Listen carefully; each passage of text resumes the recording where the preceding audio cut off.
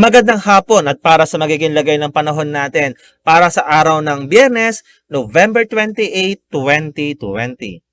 Makikita natin sa satellite imagery na wala na nga itong ating low pressure area na binabantayan at tuloy na itong natunaw kaninang alas 9 ng umaga. Sa ngayon, may mga makakapal na kaulapan pa rin dito sa silangang bahagi ng ating bansa na epekto pa rin yan ng tinatawag nating easterlies. Samantalang patuloy pa rin nakaka-apekto itong ating northeast monsoon o amihan dito pa rin sa malaking bahagi ng Luzon. Kaya sa buong araw o hanggang sa buong araw ay inaasahan pa rin natin ang maulap na papawiri na may kalat-kalat na mga pag-ulan at pagkulog dito sa Metro Manila, the Eastern and Central Visayas, Caraga, Northern Mindanao at Davao Region. Samantalang ang Metro Manila at nalalabi pang bahagi ng Luzon ay magkakaroon naman ng maulap na papawiri na may mga mahihinang pag-ulan. Ang nalalabing bahagi ng Kabisayan at ng Mindanao ay magkakaroon naman ng maaliwalas sa panahon maliban lamang sa mga isolated rain showers or thunderstorm. Even though nga malalaki o maraming kaulapan na nakikita natin sa ngayon, hindi naman ito nangangulugan lalo rin ito sa Luzon area na magkakaroon ng mga malalakas na pag-ulan. Diyan lamang sa may Eastern Visayas at Eastern Mindanao ay inaasahan natin ang malaking tsansa ng pagkakaroon ng mga localized o scattered thunderstorms. Nakikita rin natin within the next 3 to 5 days ay wala tayong inaasahan na bagyo na maaring mabuo o pumasok ng ating area of responsibility. Nangangahulugan nito na lumiliit na ang tsansa na magkakaroon ng bagyo bago matapos ang buwan ng Nobyembre, itong ang darating na Lunes. Para naman sa magiging lagay ng panahon para bukas dito sa Luzon area, inaasahan pa rin natin na pagkakaroon ng maulap na papawiri na may mga pag-ulan dyan pa rin yan sa may Cagayan Valley at Cordillera area. Samantalang ang Central Luzon at some parts of Ilocos Region ay magkakaroon pa rin ng maaliwalas sa panahon at may mga mahihinang pag-ulan. Kasama na pala rito ang Metro Manila na meron tayong chances of isolated light rains. Samantalang ang Legazpi, ang Bicol Region, ang Mimaropa ay magkakaroon naman yan ng generally fair weather o maaliwalas sa panahon maliban na lamang sa mga isolated thunderstorms. So nakikita natin dahil nga sa epekto ng amihan ay lumiliit ang tsansa na pagkakaroon ng thunderstorm mula rito sa Metro Manila hanggang sa norte. Samantalang dito naman sa may Bicol Region pababa, ito ay inaasahan natin na pagkakaroon ng mga thunderstorm dahil meron ng pinaghalong epekto nitong ating pumapasok na mainit na hangin galing karagatan ng Pasipiko na tumatagos dito sa may Mimaropa area kaya lumalaki ang tsansa ng mga localized thunderstorm. Agwat ng temperatura sa Tuguegarao City ay magmumula 21 hanggang 30 degrees Celsius, 23 to 31 naman sa Maylawag at sa Baguio City ay mula 15 hanggang 23 degrees Celsius. Samantalang sa Tagaytay, medyo may kalamigan sa 21 to 29 degrees Celsius, Kalayaan Islands is 25 to 31 degrees Celsius, Puerto Princesa City is 25 to 32, Legazpi City is 26 to 31, at dito sa Metro Manila ay mula 24 hanggang 31 degrees Celsius. So makikita natin sa ating mga minimum temperatures para bukas na halos malamig nga dito sa may Hilaga at Gitnang Luzon kasama na ang Calabarzon at Metro Manila. Kaya inaasahan natin na medyo may malamig na mga madaling araw sa mga susunod pang araw. At pagdating naman din sa Bicol Region pababa, medyo may kainitan dahil nga sa umiihip na hangin galing kargatang Pasipiko. So ito na yung mga binabantay natin sa ngayon dahil pa rin sa epekto ng ating amihan. Para naman sa mga kababayan natin dyan sa Visayas at Mindanao, inaasahan natin bukas o magiging maaliwalas ng panahon at may chance na lamang ng mga isolated or localized thunderstorm. Agwat ng temperatura ng Tacloban City ay magmumula 25 hanggang 32 degrees Celsius, 25 to 33 sa Metro Cebu, at sa Iloilo City ay mula 26 hanggang 31 degrees Celsius.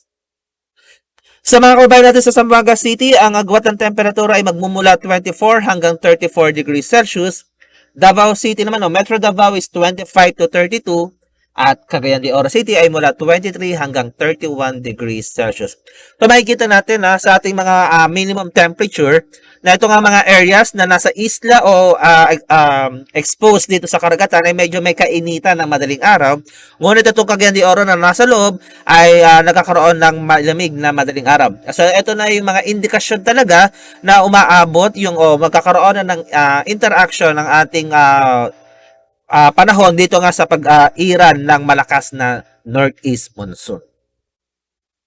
Para naman sa gale warning natin, dahil nga pa rin sa pag-iran ng ating amihan, meron tayong inaasahan na hanggang 4.5 meters sa taas ng mga pag-alon dyan sa mga baybayin ng Batanes, Cagayan, Babuyan Island, Ilocos Sur at Ilocos Norte. So pinapayuhan pa rin natin ang ating mga kababayang mangingisda at may mga maliliit na sasakyang pandagat na huwag munang pumalaot sa mga nasabing baybayin dahil pari sa inaasahan natin mga malalaking pag-alon. So iba yung pag-iingat ng ating pinapayo lalo sa mga lalayag dito sa silangang baybay ng ating bansa dahil para sa inaasahan natin mga katamtaman hanggang sa maalon na karagatan. So sa ngayon, during this time of the year, itong mga kababayan natin dito sa norte ay hindi muna natin pinapayuhan ang paglalakbay gamit ang karagatan dahil sa pag-iral pa rin ng ating malakas na amihan. Para naman sa extended weather outlook natin sa papasok na linggo, dito sa Metro Manila, patuloy pa rin inaasahan ng mga isolated light rain. So, halos wala tayong maliit ang tsansa o halos wala tayong tsansa ng mga thunderstorm dito sa Metro Manila pagdating ng linggo hanggang Martes o sa December 1. So, ibig sabihin, magkakaroon tayo ng generally fair weather condition na maaliwalas sa panahon at agwat ang temperatura ay magmumula 23 hanggang 32 degrees Celsius. So, may kalamigan sa madaling araw, kaya kumot para hindi tayo lamigin. Baguio City, patuloy pa natin inaasahan na pagkakaroon ng mga mahihinang pag-ulan. So, kung ganito ang magiging lagay ng panahon, makikita natin na pagdating ng Tuesday, ang pinakamababang temperatura na inaasahan natin ay hanggang 12 degrees Celsius. So, may kalamigan at ang pinakamataas naman ay nasa 23 degrees Celsius. So, medyo magiging gloomy weather ang inaasahan natin over the weekend dito sa ating summer capital ng ating bansa. Sa Legazpi City naman, inaasahan natin ang maliwalas sa panahon hanggang maglinggo.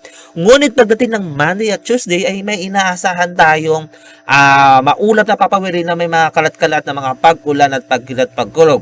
Dahil nga ngayon ay medyo aktibo itong ating easterly, so nagkakaroon to ng mga kaulapan na unang ang tatamaan itong Bicol region. Kaya inaasahan natin na magkakaroon pa rin sila ng mga laking chance ng thunderstorm pagdating ng Monday at Tuesday.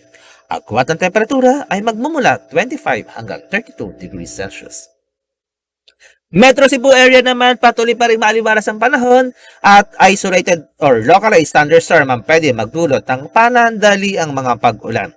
Agwat ang temperatura ay maglalaro mula 24 hanggang 32 degrees Celsius.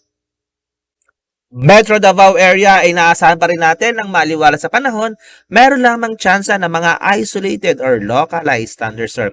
Isolated rain showers or thunderstorms ang inaasahan na pwede magdulot ng mga panandaliang mga pag-ulan. Agwat ang temperatura ay maglalaro mula 25 hanggang 33 degrees Celsius. Ang haring araw dito sa kamay nila ay lulubog ng 5:24 ng hapon at muling sisikat yan bukas ang 6:03 ng umaga. Para sa karagdagang impormasyon at ang mga updates natin sa mga magiging lagay ng panahon sa mga localized area, sundan kami sa aming mga social media accounts sa Twitter at Facebook at DUST_Pagasa. Mag-subscribe sa aming YouTube channel para naman sa mga karagdagang pagserbisyo ng aming ahensya at palagi ang bisitahin ang aming website sa bagong.pagasa.dust.gov.ph. At yan ang latest mula rito sa Weather Forecasting Center ng Pag-asa, Raymond Ordinario nag-uulat.